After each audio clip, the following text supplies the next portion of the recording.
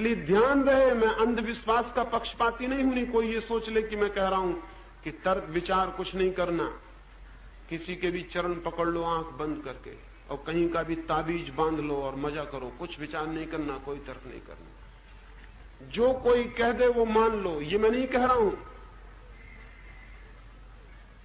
ये तो तर्क से भी बदतर अवस्था है। तो मैं 3 अवस्थाओं की बात कर रहा हूं। एक विश्वास की अवस्था है, ये सबसे नीची, सबसे ओछी, सबसे खतरनाक अवस्था है। दूसरी अवस्था विचार की, ये विश्वास से अच्छी, बेहतर, लेकिन बीच की अवस्था है। विश्वास से ऊपर, विचार से ऊपर फिर निर्विचार की अवस्था है, ध्यान की अवस्था है। एक अवस्था है विश्वास की, बिलीफ की, फेथ की। फेथ और बिलीफ और विश्वास वाला आदमी मनुष्य जाति में सबसे नीची कोटि पर खड़ा है। दूसरी अवस्था है विचार की, थिंकिंग की, तर्क की, रीजनिंग की। ये दूसरा व्यक्ति विश्वास वाले व्यक्ति से ऊपर खड़ा है। इसके पैर में ज्यादा बल होगा, इसकी आंखें ज्यादा खुली होंगी, ये ज्यादा सजग होगा। पहली अवस्था से सारे दुनिया के अंधविश्वास पैदा होते हैं। हिंदू, मुसलमान, ईसाई पैदा होते हैं, मंदिर, मस्जिद, मूर्तियां बनती हैं। इस सारी दुनिया में जो रिचुअल चलता है, क्रियाकांड चलता है, वो पहली अवस्था से पैदा होता है। दूसरी अवस्था है रीजनिंग की, तर्क की, विचार की। विचार से विज्ञान पैदा होता है, साइंसेस पैदा होती हैं। तीसरी अवस्था है निर्विचार की, ध्यान की। तीसरी अवस्था विचार के ऊपर, और तीसरी अवस्था से सत्य, या जिसको कहें धर्म, या जिसे कहें दर्शन, वो पैदा होता है।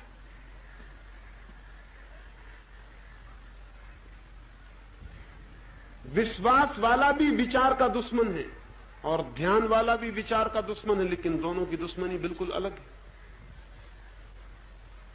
ये ख्याल रख लेना, मैं भी तर्क और विचार का दुश्मन हूं ध्यान के पक्ष में, और तर्क और विचार का दोस्त हूं विश्वास के विरोध में।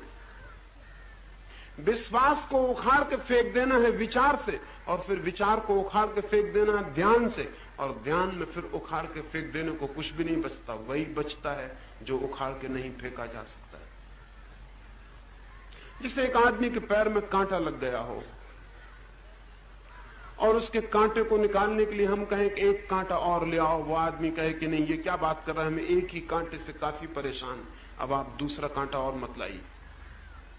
लेकिन हम न माने और कांटा ले आए और जबरदस्ती कांटा निकालने लगे। वो आदमी चिल्लाने लगे कि एक ही कांटा मेरे पैर में घुसा, उससे मैं मरा जा रहा हूं, और तुम कैसे दोस्त हो कि दूसरा कांटा भी डाल रहे हो।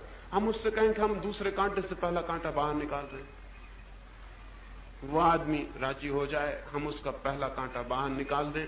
वो आदमी कहे अब दूसरे कांटे को पहले वाले घाव में रख दो, इस कांटे ने बड़ी कृपा की, अब हम इसको संभाल के रखेंगे, घाव में रखेंगे, वहीं रखेंगे जहां इसने पहले कांटे को निकाल दिया। तो फिर मुसीबत हो जाए। पहले कांटे को निकालने के बाद दूसरा कांटा भी बेमानी है, फेंक देने के योग्य है।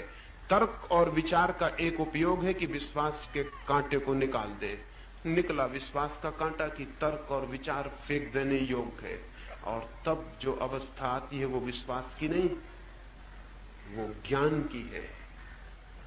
तब जो अवस्था आती है वो विचार की भी नहीं है, वो निर्विचार की है।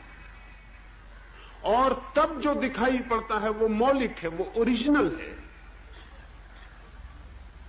इस मौलिक सत्य की खोज में जो विश्वास पे खड़े हैं उनसे कहूंगा छोड़ो विश्वास, विचार पकड़ो। जो विचार पे खड़े हैं उनसे कहूंगा छोड़ो विचार, ध्यान पकड़ो। और जो ध्यान पर खड़े वहां कुछ न पकड़ने को बचता न छोड़ने को, इसलिए उनसे कुछ कहने की जरूरत नहीं। लेकिन इससे बड़ी भूल पैदा हो जाती। एक गांव में एक दिन सुबह सुबह बुद्ध का प्रवेश हुआ और एक आदमी ने दरवाजे पर ही गांव के पूछा कि मैं नास्तिक हूं, मैं ईश्वर को नहीं मानता हूं, आप ईश्वर को मानते हैं? बुद्ध ने कहा मैं ईश्वर को मानता हूं, ईश्वर है, ईश्वर के अतिरिक्त और कुछ भी नहीं। बुद्ध आगे बढ़े, बीच गांव में एक दूसरे आदमी ने पूछा कि रुकिए, मैं आस्तिक हूं, मैं ईश्वर को मानता हूं, मैं पक्का विश्वासी हूं, आप मानते हैं? बुद्ध ने कहा ईश्वर, ईश्वर है ही नहीं, ईश्वर है ही नहीं, मानने का सवाल नहीं है, ईश्वर बिल्कुल नहीं है, ईश्वर से ज्यादा असत्य और कुछ भी नहीं।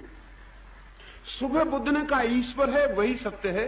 दोपहर बुद्ध ने कहा ईश्वर नहीं है, असत्य है। सांझ को एक तीसरा आदमी आया और उसने कहा कि मुझे कुछ भी पता नहीं है कि ईश्वर है या नहीं, न मैं आस्तिक हूं न मैं नास्तिक हूं, मैं क्या करूं? बुद्ध ने कहा अब तू फिक्र ही छोड़ दे, तू चुप हो जा, अब तू नास्तिक आस्तिक की बात ही छोड़ दे, अब बात मत कर आगे, हम तुझसे कुछ भी ना कहेंगे।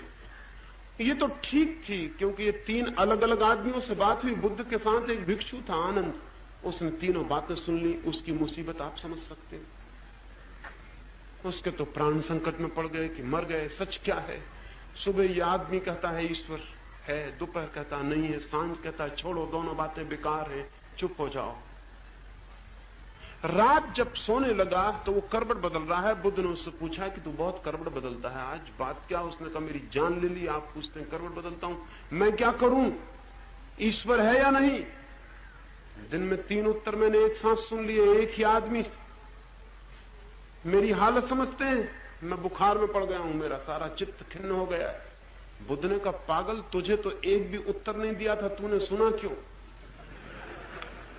जिन्हें दिया गया था उनके लिए था, तूने सुना क्यों? तुझे किसने दिया था? उसने कहा और गजब, मैं साथ था, मुझे सुनाई पड़ गया। सुना कहां? लेकिन सुनाई पड़ के ही मुश्किल में पड़ गया हूं। बुद्ध ने कहा जो दूसरों के लिए दी गई बातों को सुन लेते, जो दूसरों के चले हुए रास्तों को देख लेते, जो दूसरों के किसी भी तरह के प्रभाव में पड़ जाते, उनकी ऐसी मुसीबत होती। तुझे क्या मतलब था? फिर भी तूने सुन लिया। तो मैं तुझे कहता हूं कि पहले आदमी में जो मैंने पाया उसको उखाड़ा, दूसरे आदमी में जो मैंने पाया उसको उखाड़ा।